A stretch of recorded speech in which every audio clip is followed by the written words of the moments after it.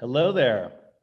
I'm Andy Nathan, the founder and CEO of Fortnite Collective and also the co-president of One Club Denver. Great to have you all here with us.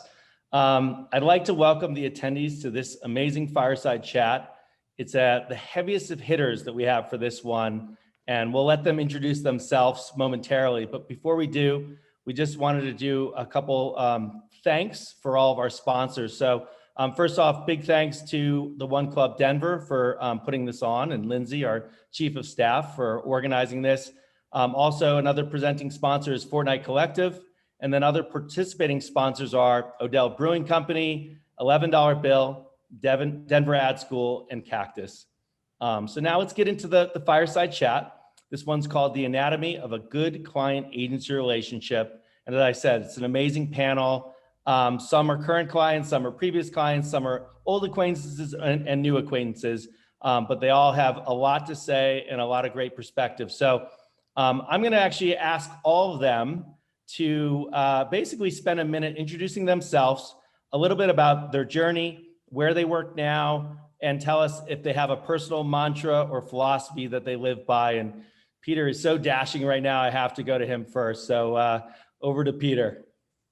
Nobody's ever referred to me as dashing before, so that's the first. I appreciate it, especially after this pandemic. That's making me feel good.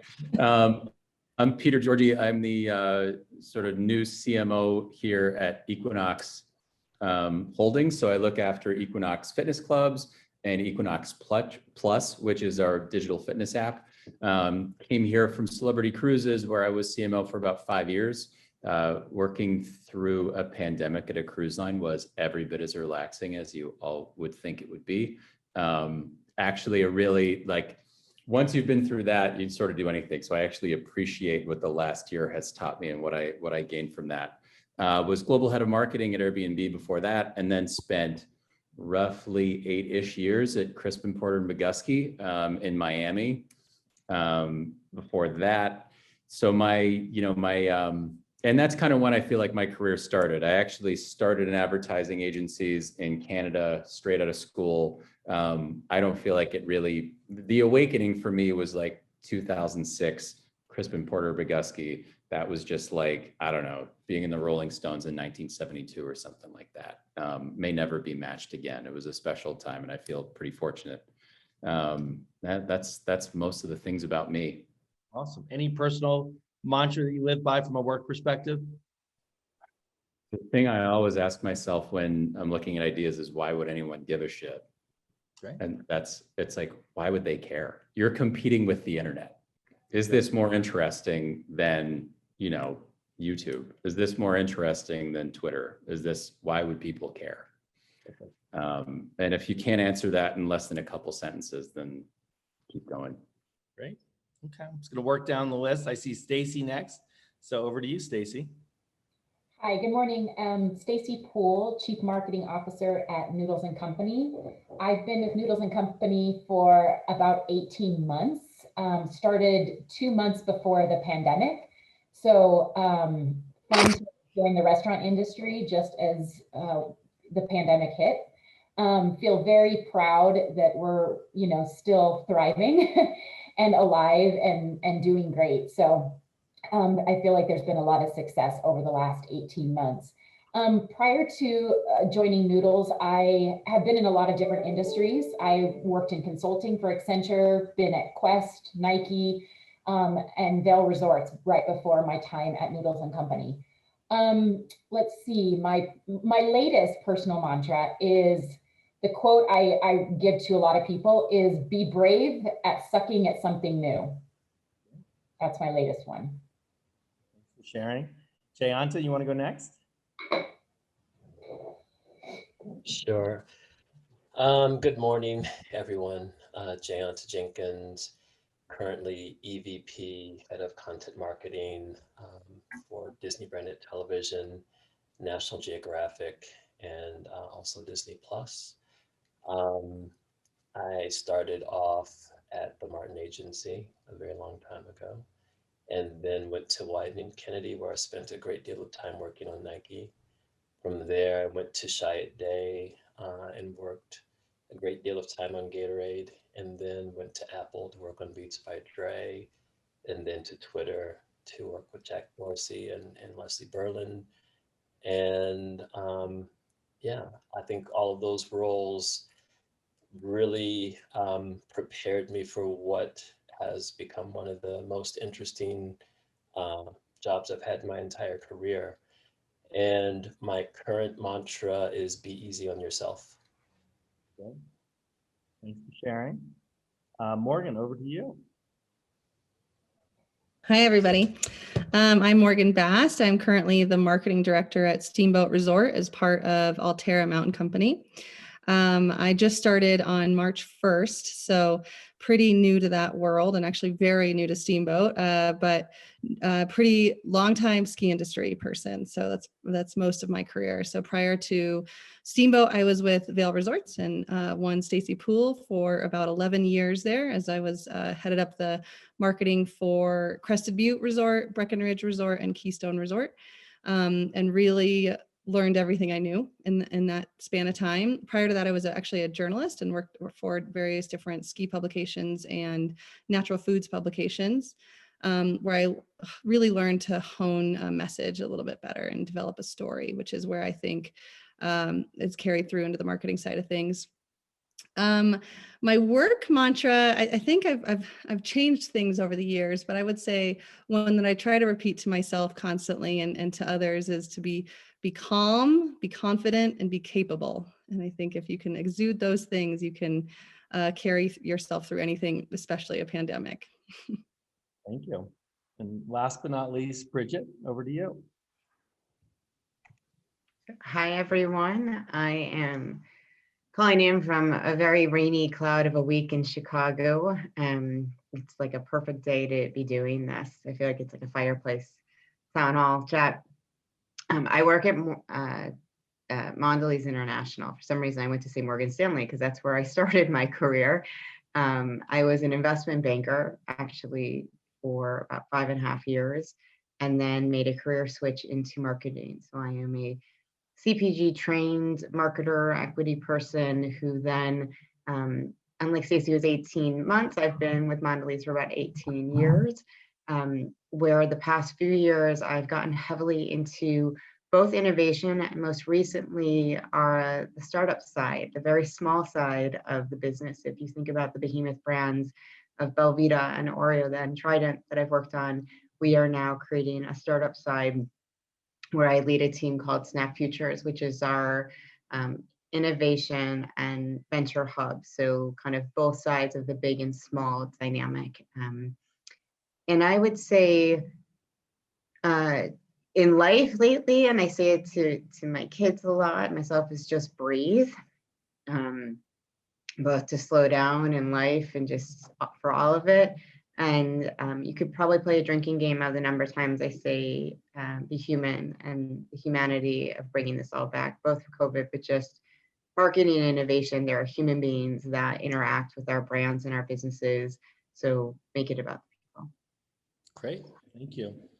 Perfect. So we'll get into the questioning.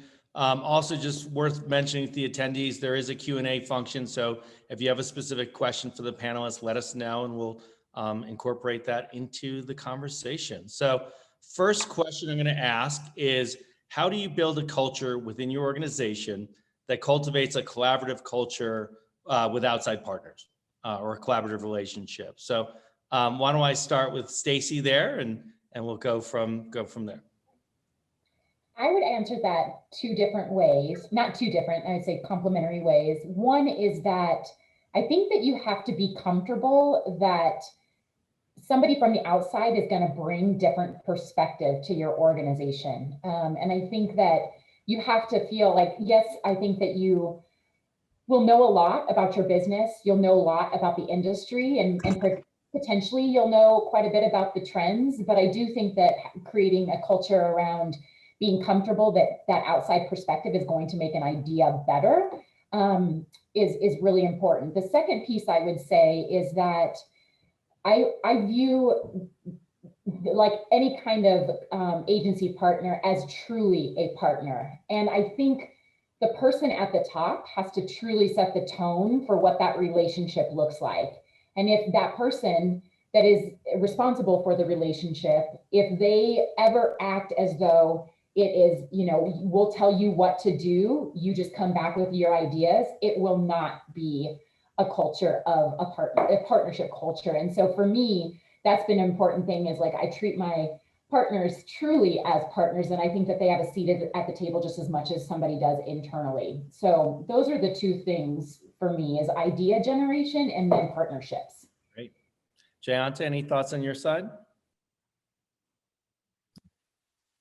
I mean, from both sides of this conversation, as an agency person, to Stacey's point, Wyden, we're great partners to Nike.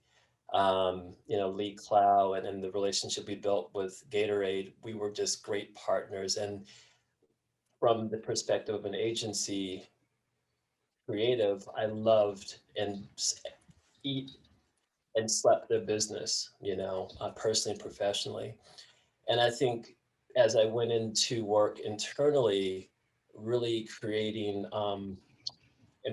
joining cultures that were very much knew why they were there and loved their business, as was the case with Twitter and with Beats and definitely with Disney. And when you're amongst people that understand, love, and thrive and just kind of live the business every day, you attract the right partners. And again, you create a collaborative environment where you're building together. And I think one of the other things that has been very important is I've been able to do work as now a head of marketing, and leading up to this is just really the shared responsibility of one team. I think that's very, very important, from the creative department to strategy to the CMO to the CEO.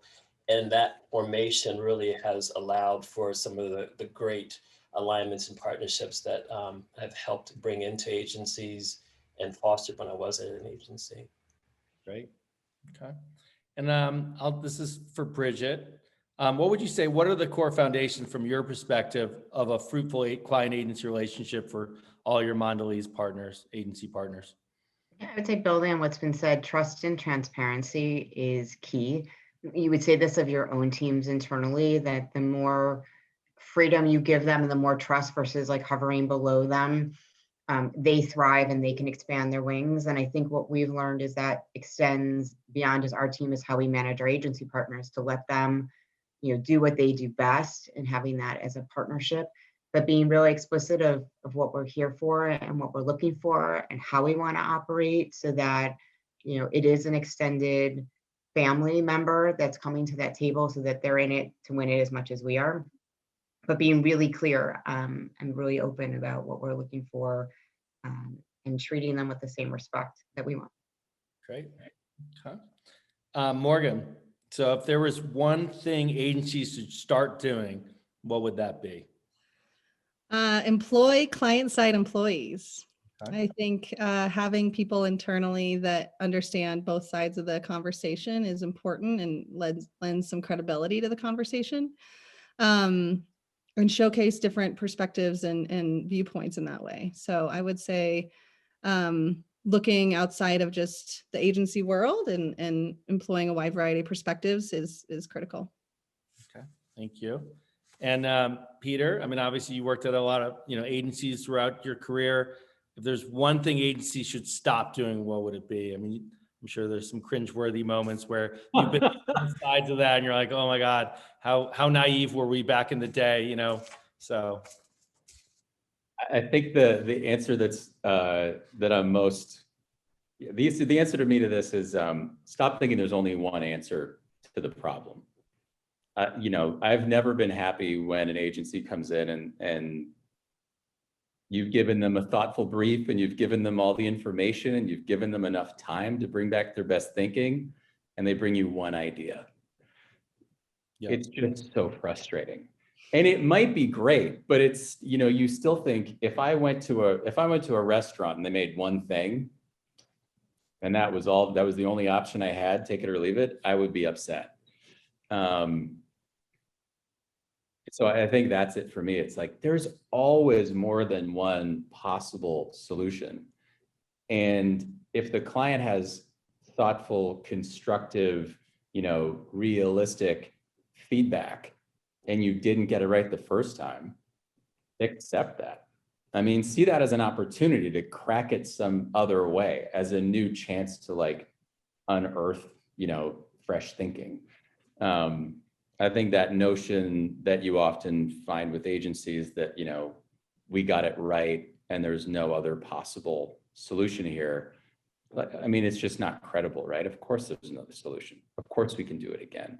That fallacy of the creative epiphany, like I've got it and there's no other way, hate it.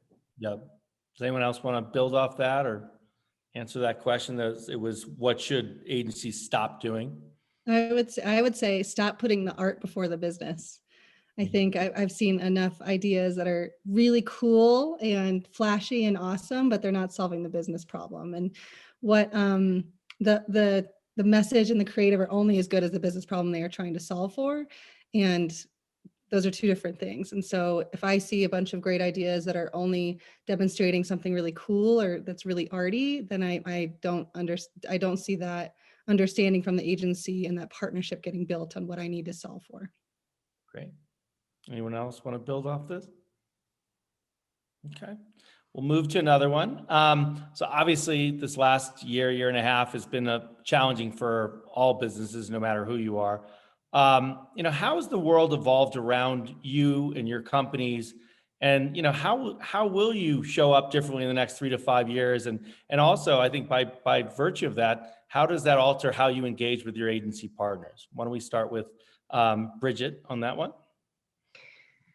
Yeah, I mean, what didn't change and then what stayed the same, right? In this case, I think we were very fortunate. Unlike a cruise ship, MDLZ had one of its better years. People were at home and guzzling Oreos like there was no tomorrow, which I hope they always continue to do. So I think there's a little bit of a balance of but not taking that for granted, right? So there's a little bit of, if you came out of this okay, is to recognize there were some shifts in what consumers wanted, how they're approaching brands. It wasn't just COVID, particularly in the US, that hit, right? We had a series of social and economic dynamics happening here that have changed, I think, society at large. And I think for how we come up about being authentic and connecting with brands to consumers in both a storytelling way that's empathetic, but just a very real way. And I think there's times for aspiration and there's times for the sarcasm and the humor, but I think it's having a much better pulse of what's going on externally, which I think is something that was different, right? We used to have very long lead times. You would have like, what's the singular idea? And then what's the execution plan? And what's all the media behind it? And everything got locked by January 3rd. All of that went out the window, was you had to become a lot more dynamic of both just where could you show up, what you had to change, as well as the storytelling and the communications of what was going on in the moment. So I think there just needs to be a much higher level of dynamicism and agility, and how we can all pivot together much more quickly, which means that we don't dig so deep in something, that we hold some things a lot more lightly than we have in the past, which is a completely different relationship that we're used to. Yep, great. Jayanta, what about your perspective? Ask the question again, please. It was basically, the world has evolved around us very greatly, and how has that altered how you show up your business in the next 3 to 5 years? And also, how does that alter how you engage with your agency partners? Yeah, great question. I just joined Disney 6 months ago, and one of the things the pandemic sort of created an opportunity, and all of the things that weren't opportune, that weren't opportune, that were not the things that we reset here really quickly. The thing that COVID and the pandemic did was show us that we're all in this together, and I think having joined Disney 6 months into a big shift in how they show up and how they've had to reframe the business, the one thing that to me stood out as extremely powerful is the power of storytelling and how important that has been to kind of connect us and help us feel united and to give us a bit of a relief when we really needed it. And it's just been profound to me to be a part of a company that has, for almost nearly 100 years, been able to extend storytelling through generations and make us feel inspired and included, and from again, generation to generation. And I think as I've been a part of this organization the last 6 months and thinking about the team and bringing together this org, and our agency partnerships, it's what we've all been saying. How do we continue to build deeper trust and show up and generate conversation that inspires and celebrates the similarities? And that's very important to me personally, as a father, as a friend, as a professional. And the last year, and having to, I think Brigette said, to slow down and just really think about what is important. And sometimes it's not a brief. Sometimes it's not the next thing that needs to go into the world. It's this whole thing has really changed all of us and myself and our businesses in a profound way. So I don't know. I'm kind of rambling a bit, but I think it's a great question. So thank you. Stacey, how about you? I think they both answered it really, really well. I would probably say in the next 3 to 5 years I think data is going to become more and more important, and understanding the data and being able to predict different behaviors. But what I've also learned, the world I come from prior to Noodles was very, very data driven. And it almost, I feel like the art of the data got lost sometimes. And I think that what we're going to have to try to do, and this is also related to the storytelling side of it, is how do you use the data to connect with your guests more effectively and be able to tell those stories and know what stories are actually working. And I think I'm not quite sure that I've seen an example yet of somebody that has really done it well, where they can take the data and turn it into this beautiful story. And so I think that in the next 3 to 5 years, it's asking the right questions and leveraging the data the right way, but making sure that we don't lose sight of the art of marketing. Okay. Anyone else? Otherwise, I'll move on to another question. Okay. So another question is going to be, what steps are you taking to ensure that both your company and also your agencies are becoming a more diverse, equitable, and inclusive workforce?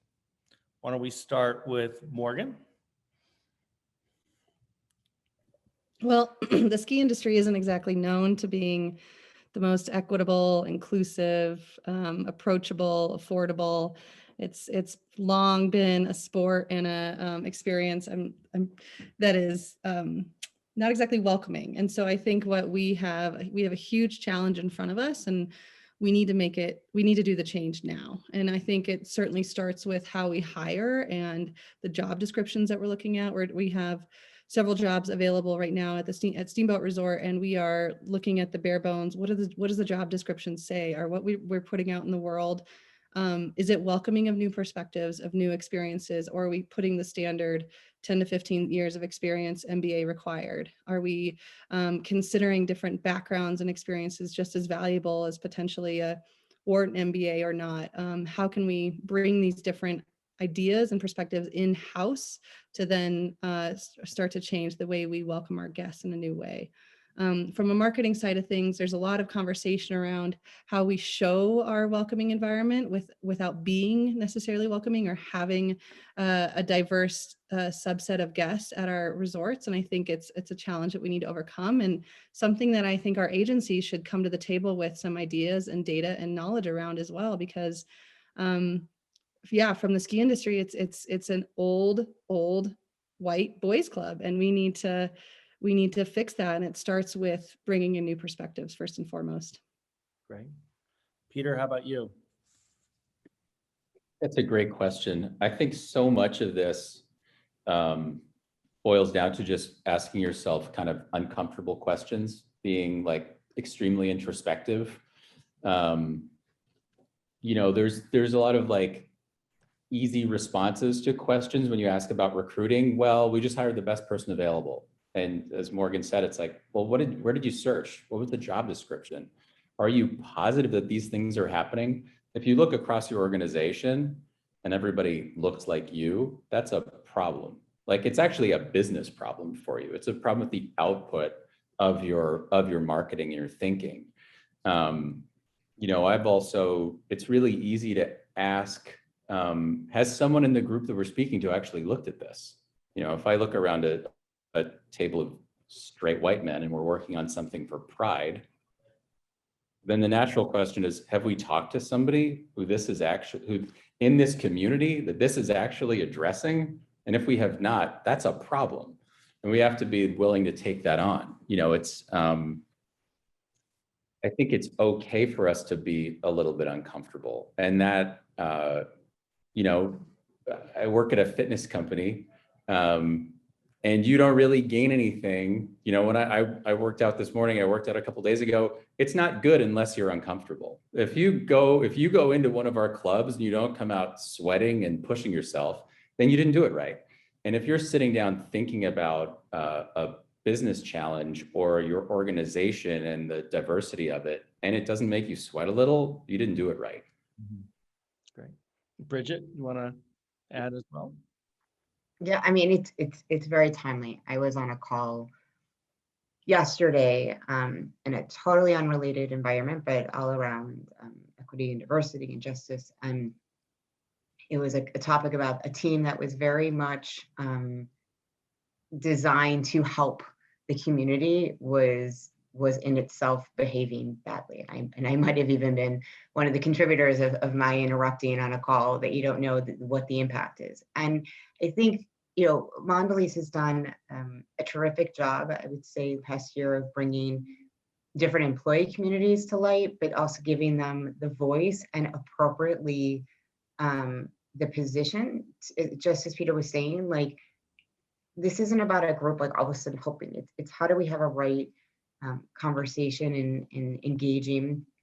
From SnackFutures, we have the luxury of having a blank slate of vendors, so we try and have that as deliberately diverse as we can, from, you know, our sales teams to our marketing teams and you know, down the line in operations. But so I think there's an operational piece, but I do think as a leader, Morgan said, right, like, you have to hire from within. We have to start having very different uncomfortable conversations. I mean, I'll be so bold as now uncomfortable. Like, I was angry. I was like, I don't want to do this. This is, you know, I went through like 7 degrees of emotion on the call to finally just resignation of, I'm here to learn and I can do better with now what I know. And so it's not like, you know, it's every day you get another piece of knowledge, is how to show up differently, to give more space in the conversation, to bring in the right voices and that perspective.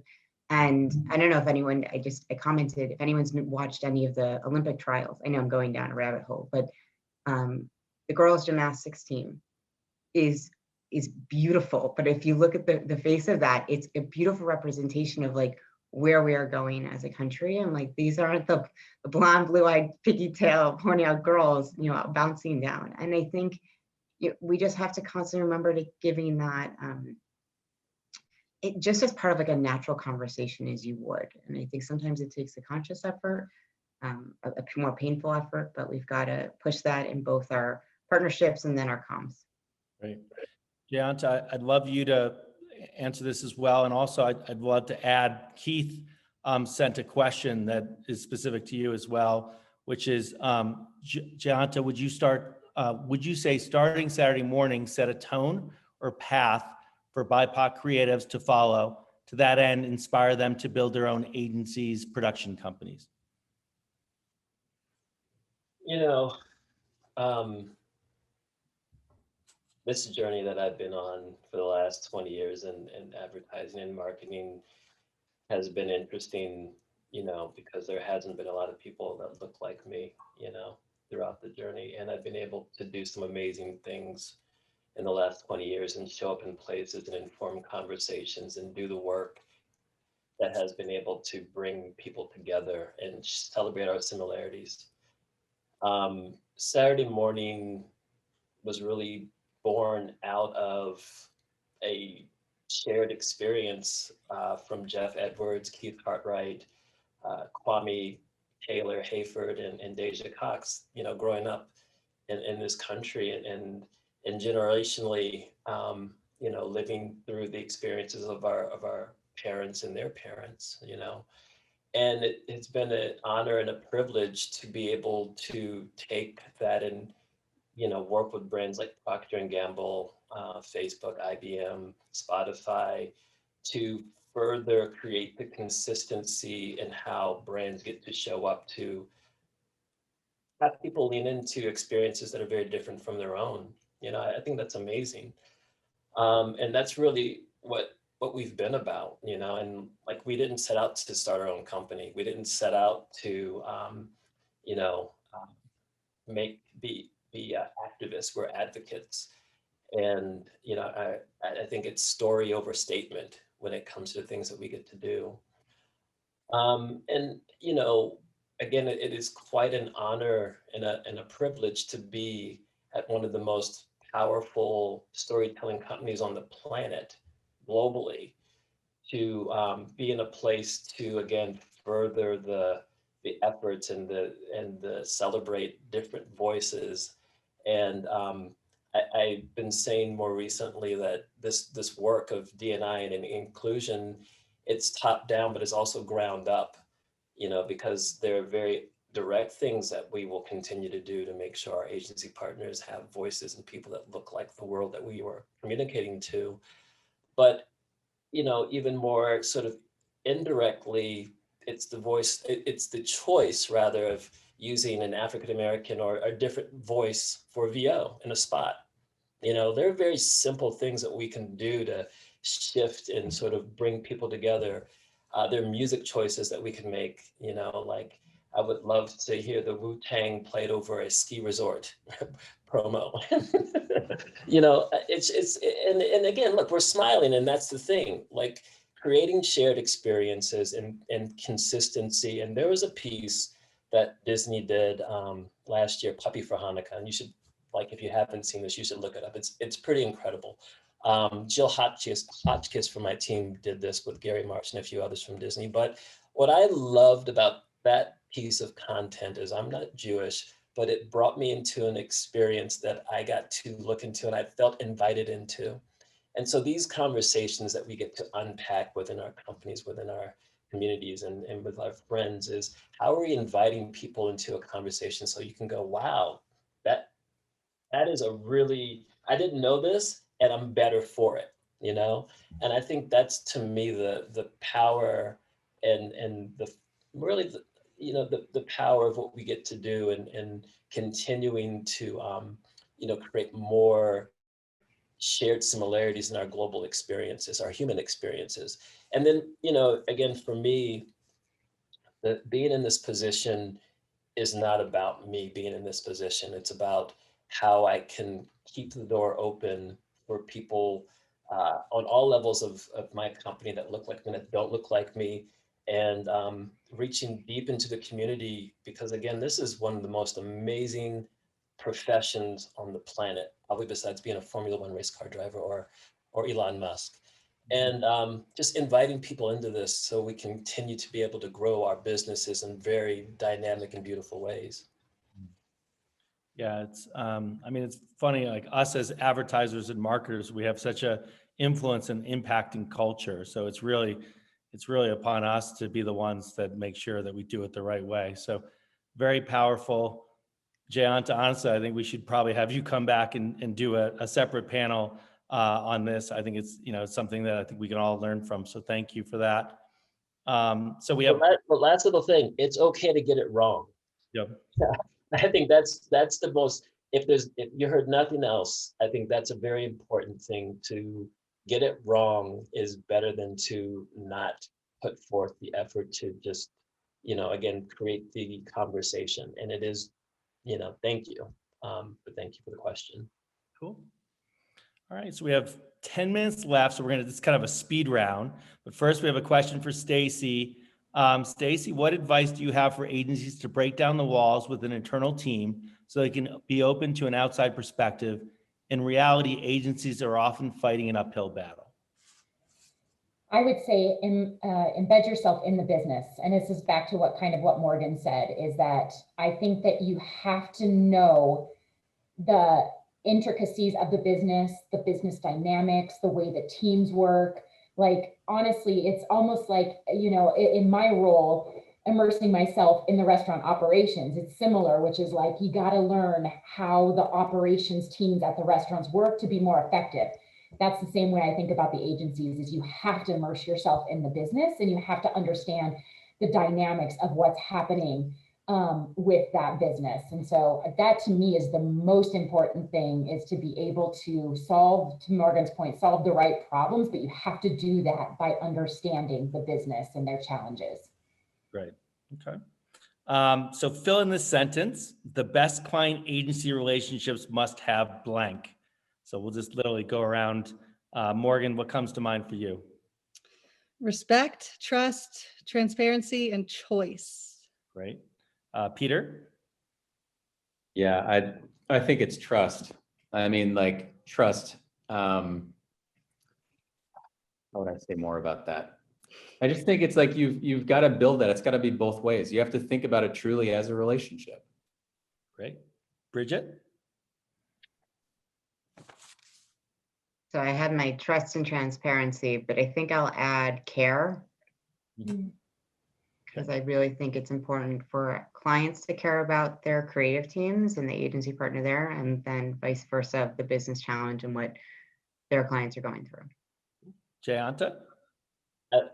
I'm not sure if it was Stacey that said it, or Morgan, or Brigette, or Peter. So I'm gonna give you all all the shine for this one. But I think really a shared understanding that it's business objectives, it's creativity in the service of business objectives.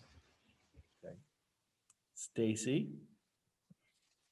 I would say I'm going to build on Bridget's C around care. I'm going to do candor and courage. Is like, I always tell my agency partners is that I want you to have the courage to be honest with me if we're going in the wrong direction, or if we should be considering something that we aren't. And so to me, it's courage and candor. Great. Cool. To that point, I mean, a lot of times agency partners hear clients saying, push us, scare us, take some, I'm just curious, that whole, you should push us. Can you elaborate on the depth of the push and when that's appropriate, how far you should go, that sort of thing? Why don't we start with Peter? Yeah, I think that's such an interesting comment, because you often, you have clients, for example, who say, I want really bold work, and they have no intention of buying bold work, right? They don't, and it might not even be what's appropriate. I often found as an agency person, you have the kind of client who there's certain things that they want to be, but actually it's not what they need. I don't know if that makes any sense, but it's really easy to say, I want to be disruptive and I want you to push us. Okay, that's fine. They don't always really mean that.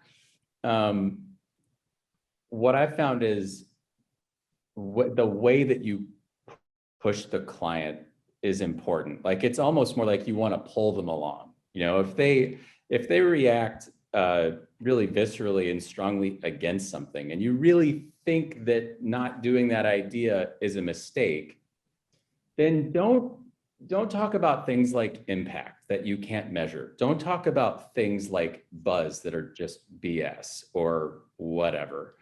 Like, as we've all aligned on, it's like about a business solution. So explain to me why this is a good solution to the business problem. Bring in some research, bring in some data, find another solution, and then maybe we come back to it. I think it's almost like when they say we want to be pushed, what they mean is like, we want to be pulled.